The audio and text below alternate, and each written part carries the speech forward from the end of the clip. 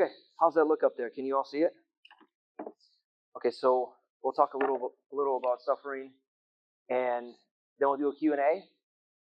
And hopefully, I was going to have a clown make some balloon animals for us, so you wouldn't be so sad walking out of here. It's always a challenge to try and get people to be excited about suffering. But does this sound good? Sounds good. Okay. So the first thing I want to sort of say to you is kind of a spoiler, and that is I'm not going to be answering the big question is how can there be a loving God who is ultimately caring and benevolent, and at the same time suffering exists? How many expected me to actually answer that question tonight? You thought maybe this was going to be the class, and you finally got the answer to that. A little bit about my background. 6 years I spent kind of contemplating that question, and it was probably obvious to me within the first month I wasn't going to be able to answer that question, but it doesn't fail us to think about these things, as there are some wonderful things that we can take away. How many have ever heard the word theodicy before? Anyone ever heard it? Okay. How many have ever wondered what it means? So the word theodicy comes from two Greek words. It is the word theos and dike. Theos means God, dike means righteousness or justice. And so when we get into talking about theodicy, we're talking about the justice of God, or how can God be a just God and maintain that property of his characteristic, while at the same time, us here in Southeastern may not be experiencing suffering, but we know that there's great suffering going on in the Middle East. There's suffering taking place in parts of Asia and parts of Northern Europe and Eastern Europe. At this very moment, people are dying. They're going on in Lakeland Hospital. I was there this week, and all kinds of suffering around us. And much of it doesn't disturb us unless we find out it's innocent suffering, the suffering of a child, or the suffering of somebody really who hasn't brought that upon themselves. And really the great question is, with the existence of this suffering, what does it do to us? And how does it move us, and in what direction? So I want to explore that. The suffering question really is essentially an obvious response, something that would be quite natural when we experience the suffering that's in the world, for us to wonder about these things. My background, I spent some time in Cambodia and saw tremendous suffering that was taking place there. Horrendous evils and different things that you may have experienced in your life. How many pastoral majors do we have? Yeah, so just my first week in ministry, I did a funeral with 2,000 people there in inner city Detroit, and the deceased was a drug dealer who was shot in the back of his head in front of his mom. That was my first week after Bible school in ministry. And obviously the question that they want to know when that happens is, why? Why did this take place? And so you run into this quite early in your ministry and in your life, and it becomes the obvious question. One of the things I think when I think about my formative years as to why I began studying this question, I was doing in-home care visits in Detroit, and there was a woman, she had stomach cancer.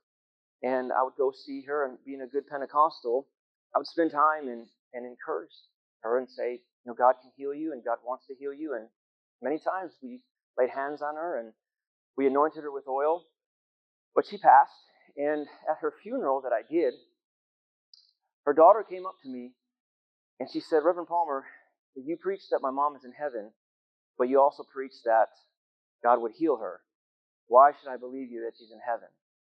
It's a very difficult question. That's not something that is very comfortable answering, but I want to kind of posit some thoughts today I think that will help you. The good news is that we're not the first to actually begin thinking about this question. As far as we know, we could go back to Epicurus in the 4th century and then make our way up to great thinkers that, if you look up their writings, they could answer questions like this or ask questions like this. Epicurus, Augustine, St. Thomas Aquinas, the Reformers, Schleiermacher, Austin Farrer. So we have no lack of information as to what this question means. But here's really where I want to kind of lay in and start our groundwork and our footwork tonight. And that is, what are we doing when we're talking about theodicy? And this is the framework that I'm going to use in the next 40 minutes to explain actually what we're doing when we're talking about suffering. Okay, so we have to divide it into two propositions, what you'll see up there. And that's helpful for how we look at it, because I think it synthesizes how people have looked at it from the beginning of time. especially the pre-modern age and the modern age. And it's important to look at ages because ages are attitudes, and within those ages we find attitudes, and you're a product of the attitude of the age that you live in this cultural moment. Have you noticed that you share sensibilities with your classmates and the people around you? How many laugh at the same jokes as your peers laugh at? Not to be disrespectful, I was having a conversation with a student, and I showed him, I said, I want to do a little experiment with you. He said, okay. And he said, I want to show you a meme.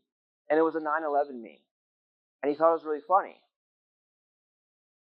And I said, it's really interesting that you're laughing at 9/11 memes as a Gen Zer, because millennials like myself would never laugh at a meme that pokes fun at 9/11. But there's studies now why Gen Z thinks 9/11 is funny and why millennials are perturbed by the fact that 9/11 people are thinking it's funny. So there's cultural attitudes that change, and I'm not saying one is wrong or one is right, but we are affected by the mood of the culture that we're living in. Does that make sense to you? You're a product of that. You're never not going to be a product of that. And so people have asked this question. So we have two propositions, and this is really important. The first proposition up there is that God is good and God is all-powerful. I mean, that is the starting point of Christian faith. He is good, He is sovereign, and He is all-powerful. And then proposition number two is where things become a little bit problematic, or a lot of it problematic, and that is, there is vast evil in the world. And so the question becomes, at this point, when you're faced with that, whether you know it or not, you have to prioritize one of these propositions. And which one are you going to prioritize and cling to, and which one are you going to use to problematize the other? When you do this, you're kind of moving out of the realm of theology. I mean, we come to Bible school and we want to learn the Bible, but the moment you begin to play around with this question is the moment that you've sort of stepped out of theology and you've made your way into metaphysics. How many have heard of this term, metaphysics? This is the Theology Club, so this is at Chapel, which I love, or, Systheo 1 or Systheo 2. Like, this is Theology Club. We're going to be super nerdy and maybe even highbrow here tonight. Is that okay? Sarah Cabrera, she's like, that's what I'm here for, right? Sarah getting the theology talks all the time. Metaphysics is how you think about the stuff that you can't see. How many have ever thought about love? Like, what is love? Have you ever thought about that? You thought about maybe what is evil? Like, what is evil? Does anybody have an answer? Like, what is evil? Seriously, I'm throwing the question out. Anybody know? What is it? What's that? Okay, so you're going to go Bart's route and say, like, the nothingness. Like the eternal nothingness, right? Anybody else have a different answer? Yep. Okay, so again, the nothingness. So that's actually a really interesting question, because if I were to say, well, give me some validity or proof of what evil is, you would ultimately, probably, being from Southeastern University, go to the biblical text, and what you'd find out right away is that the biblical text really doesn't give to you a linear answer, does it? I mean, there is no definition. Paul doesn't say, this is what evil is. Does he?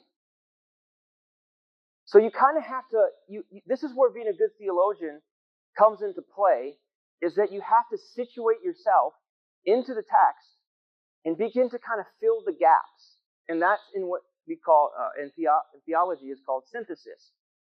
So synthesis is sort of situating yourself in a book and letting the book speak to you on its own terms.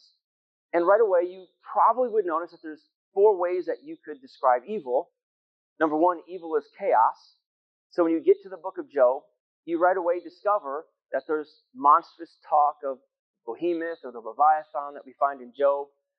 And there's horrific, destructive nature of evil that these creatures are talking about. And then you kind of would make your way out of Job, and if you were to go into the Levitical text, you'd find out that evil is sin or missing the mark or like moral transgression.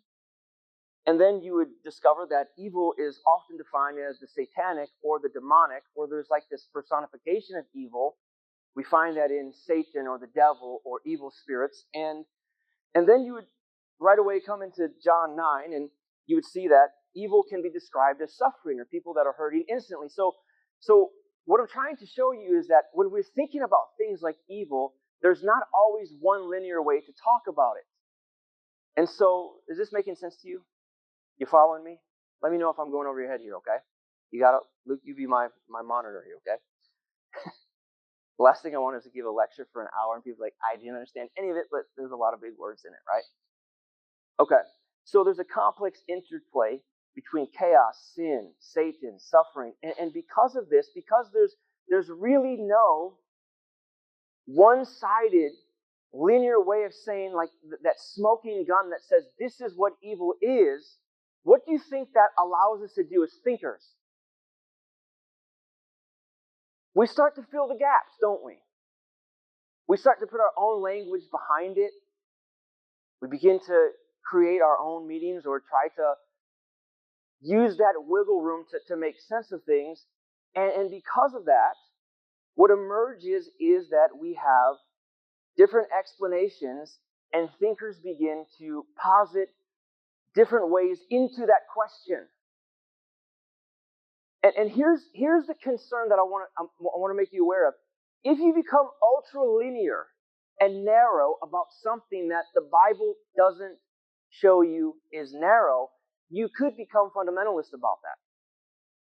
And we'll see in just a second, being fundamentalist about something actually feeds atheism. Or you could actually become so postmodernized to something that you really have no definition for anything, and everything becomes flimsy and slime-like. And nothing that you say is helpful because you can't categorize it. Are you following me? Okay. So we have the first guy that I want to look at tonight. And this guy with the big hair, his name is Leibniz. Now, when we talk about theodicy, we have to talk about this gentleman first. You know how they say that all styles make their way back? There's a side of me that sort of is hoping this guy's style makes its way back. Right here at SEU. And the Theology Club. Keep growing that hair out, Luke. It'll get there. Leibniz was the first person that posited the word theodicy. This is where it came from. Now, people thought about the goodness of God and evil prior to Leibniz. But they didn't use this word until he came along. And so what's interesting about this is that he found himself in the middle of two different time periods. You have the modern period, and then you have the medieval period. How many of you have ever read, like, Lord of the Rings? Couple? It was an enchanted world. We have rings, and we have fairies, and we have spells. Everything is kind of supernatural and just spectacular, right? Enchanted. And then, if you look at, say, the new atheists, right? Dawkins and Hitchens and people like them, they're quite modern, and they use the scientific method really to give them meaning in life, and nothing beyond that. So they could be considered products of scientism and modernity. Leibniz found himself sort of in between in this pre-modern period. And remember, I talked about how the cultural attitude is going to determine how you think about something. You're situated in that mood. That's how you're going to think about it. That's why C.S. Lewis said that when you are reading books, don't just read books that are from your period of time, but read books outside of your period of time, because that breaks you out of that framework of just thinking inside of the cultural mood of your generation. Make sense? That's why you shouldn't just get your bits of information about the news and about the world and what's taking place from 24/7 news, because you're just thinking like everybody else. It produces herd morality, is what let's get into that at another time. So what's Leibniz going to do? The way Leibniz is going to think about this problem of the goodness of God and evil this is one of his quotes. We won't read the entire thing for the sake of time, but he basically concludes from this that he's going to have to negotiate with what to do with evil what to do with the character of God, and what to do with the goodness of God. And he shakes it out to say that God in his supreme wisdom, and he is united in his goodness. And so basically he excuses God, and he won't allow the goodness of God to be touched. Where is his negotiation point? He's not going to compromise the goodness of God. He hasn't got it figured out. He's not quite sure how to reconcile things, but he sort of settles and says, evil is necessary to bring about good. And these are sort of the ways that he's theodicizing right now. But notice he's not problematizing God. He's leaving that untouched. And that was a depiction of the medieval world, is that in the medieval world, you didn't problematize God and you didn't question his goodness. You just sort of left it open-ended and said, it's mysterious. Evil is a mysterious thing. We really don't know what it is. And we think it might work this way, but we're not going to touch God. And so what he's done, it goes back to our propositional statements, is that he has prioritized proposition 1, the goodness of God. Not going to compromise that. And what he tries to negotiate is proposition number 2. Now, let me ask you a question. Does that sound like our day and age? I mean, not asking you. I mean, does that sound like our day and age when you turn on YouTube at the moment? How many think that sounds like our day and age? I mean, publicly. Let me see your hands. How many think it doesn't sound like our day and age? Exactly. See, now you got it. So I think a good question to ask is if Leibniz is thinking differently than the way that we think and where his starting point is at, what happened? What happened? What was taking place in history that created a different cultural mood? And I don't want to say it's one thing, but there were certain events that really were catalysts for the way people thought about the goodness of God. And so we have to go back. I think this is a fitting lecture because we'll go back to November 1st, 1744 on All Saints' Day. I mean, we're talking about November 1st, the day after All Hallows' Eve, after everyone's done trick-or-treating, right? Eating candy, king-sized Snickers. There's a service at a church. Have anyone been to Portugal before? To Lisbon? Anyone from there, maybe? In Europe? Great place. Imagine there's 40,000 people observing All Saints' Day in Portugal, and there's a massive earthquake that takes place. And 40,000 people die. Do you know how many people died on 9/11? Like 3,200. Take that and times it by 14. 13, 14 times the people that died in 9/11 die in one single moment on All Saints' Day. A day where religious people and Christians, good people, are observing the goodness of God. And they're dead. What do you think that is going to do? You think that's going to change the cultural mood of the time? And so it essentially traumatizes people because events that take place are sort of staples in our culture. It begins to set the pace for how the culture begins to respond. And this is one of those catalytic events that takes place. And so the question becomes, how could this happen? And how could it happen to good people? And how could it happen on All Saints' Day? And so Voltaire writes a poem. Now, Voltaire is not an atheist. I think it's helpful for us to know that. Voltaire is actually a deist. So he believes in a higher creator, but he becomes one of the individuals who actually dares to do something that Leibniz would have never done given the fact that there was a cataclysmic earthquake, and that is, he's going to begin with proposition number 2 and use that to problematize proposition number 1. And look at what he says. Could you not then have given up the trade of damning us for, look at the critique here, for your own sport and glory. Say first, what is a God? A being wise, good, just, and holy, who in goodness joys from all eternity in boundless space. What hath he done? What has he done to save our wretched race? I mean, this is his MO now. He's writing this, and he's critiquing God in a very sharp way. I mean, a way that really, up until his time, had not been done so blatantly, and becomes a cultural figure, a cultural icon whose writings begin to shape the cultural mood of that time.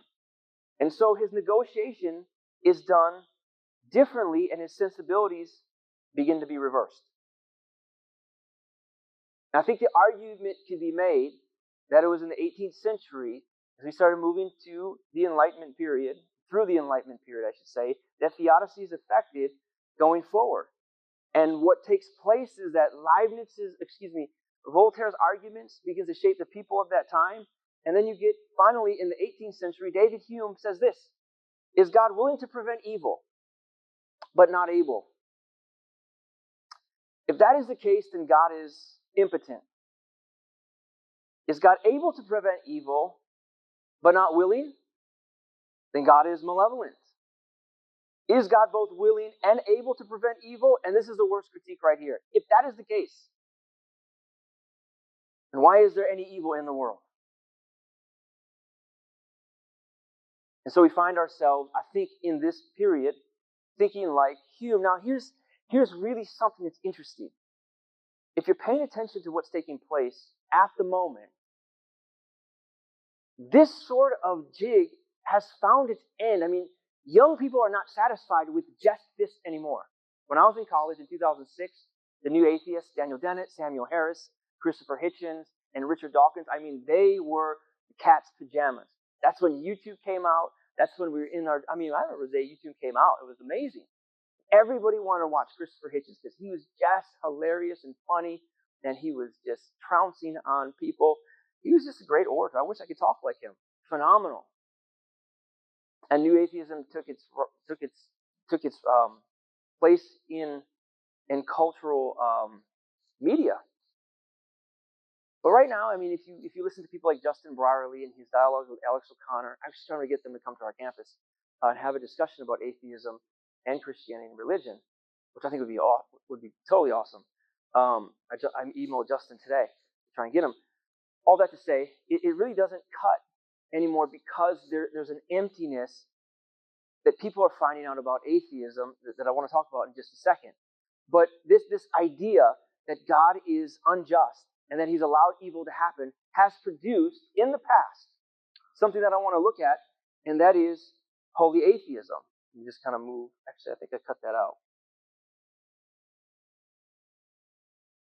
So holy atheism is the idea that you, on this witch hunt to eradicate faith and eradicate God from culture, it's actually anti-theism. Not just atheism, the idea that I don't believe in God, but this anti-theism where you're like, it's not only do I believe in God, I want to see God out of culture because the idea of God is so crippling.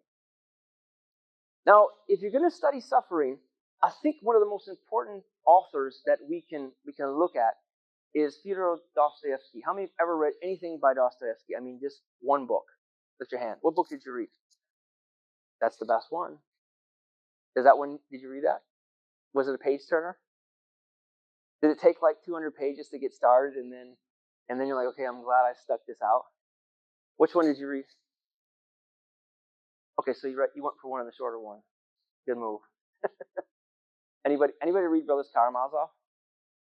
Okay, let me say something to you just giving you some advice. Brothers Karamazov is probably 800 pages. It'll be the most important 800 pages you read in your formative journey. I've read thousands of books. I gave away 3 boxes of books over the summer moving here. Just threw them in. Actually, didn't even give them away. I threw them in a dumpster in Tennessee. I know, it was terrible. Horrible, forgive me. Don't worry, there are books you wouldn't want to read anyway. Just paper. But I would say this book was eternally important. Why is that? Because Dostoevsky saw something that was taking place in his time in 19th century Russia, and that is the attitude of the individual was becoming nihilistic. There's different ways to define nihilism, but nihilism is the attitude of meaninglessness that comes from rubbing the existence of God out of society. And he was convinced that even if there was evil in the world and we couldn't reconcile it with theodicy, it was a really bad idea to go the route of anti-theism. And he's actually, through the brothers Karamazov, going to make an existential argument for this. Now, do you know what existential means? It means thinking about your existence. How many lay awake at night and think about your existence? Does everybody do that? Just wait till you get 40, and then you will really think about your existence. That's real. It is real. You don't just wake up at 3:30 and just why do I exist? And you think about your grocery list and you go back to thinking about why you exist, right? That's existential when you're thinking about what meaning do I have? You look at a post on your social media and it talks about 1 billion stars and we're just but stardust and what importance do I have? I mean, you're thinking existentially. And I think he does something really important here. He's actually going to make an existential argument for the possibility of the existence of God. And my gripe is that within apologetics, we read all these books about how to use the teleological argument and how to do the blind watchmaker argument and all these arguments that we have that are scientific. But what it's not doing is trying to argue for the existence of God based upon the nature of a person's desire to know why they exist, how they fit into something. So we have a lot of apologetics grads who have done everything but actually read what's important, and that is things like Dostoevsky. I would say Albert Camus added to that list, and on and on and on. And so he introduces this really dark character. Now, how many know that characters are super important in literature? Right? That's what makes a good story. And Dostoevsky has, I'll just give away my age for a second. Who likes the show Seinfeld? See, no, I used to get more of my students that like Seinfeld, less and less these days. Seinfeld's super funny because all the characters in Seinfeld are eccentric. They're just weird. Newman is strange. He's a postman. He has this thing with Jerry. He has this crush on Elaine. He's just odd, right? And then all of Jerry's buddies are all just strange people. And eccentric characters really make a story awesome. And Dostoevsky has this knack for producing these eccentric characters. And these eccentric characters are super dark and strange and weird. But what they're doing is you find yourself reading Crime and Punishment, reading about Raskolnikov, right? And did you ever find yourself a little scared that you might just be a little bit like him? An axe murderer? Wait a second, I'm getting too close to this character. I'm starting to identify with him, and you begin to ask the important questions of life and meaning. You following me? That's a good book. And so we have one of the darkest characters, probably the most dark character that he devises in this guy named Ivan Karamazov. And Ivan Karamazov is one of 3 brothers, and Ivan is dark, he's petulant, he's strange. And there's a scene where him and his younger brother Aloysia, they're sitting at Ivan's home and they're having a conversation about God, a conversation like you and I would have. An average conversation. And the writing here it's insane how amazing it is. And Ivan begins to talk about humans who suffer needlessly and horrifically. And I'm going to read this now. Now follow along. Listen to what he says, okay? This is the argument that he's going to make.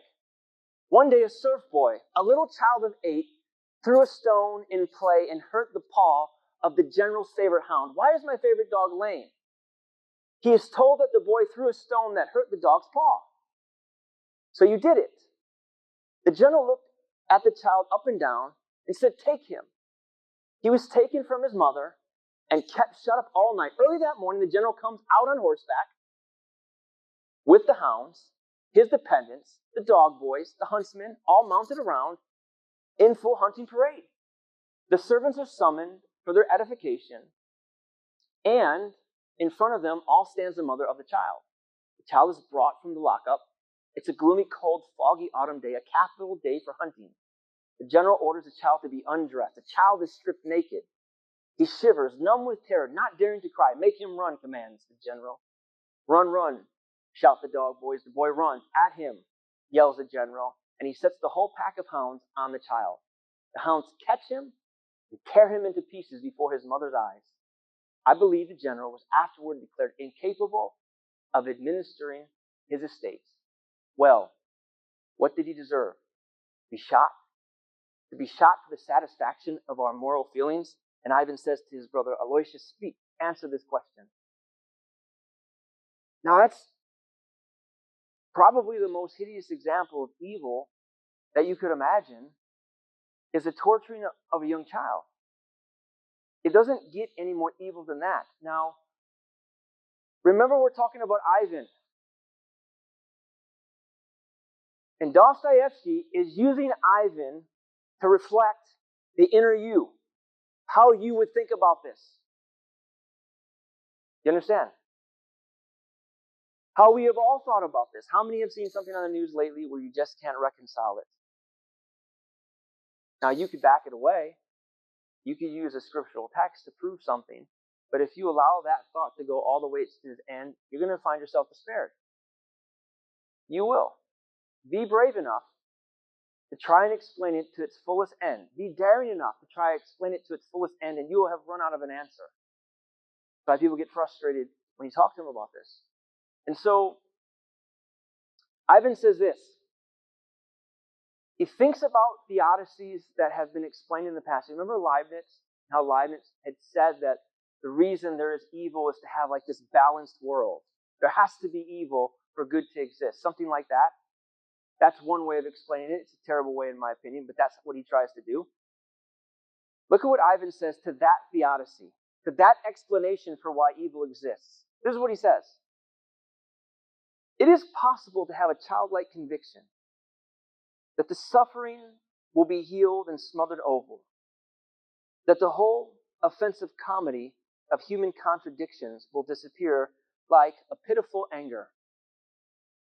There will occur and be revealed something so precious that it will suffer for all hearts, to allay all indignation, to redeem all human villainy, all bloodshed.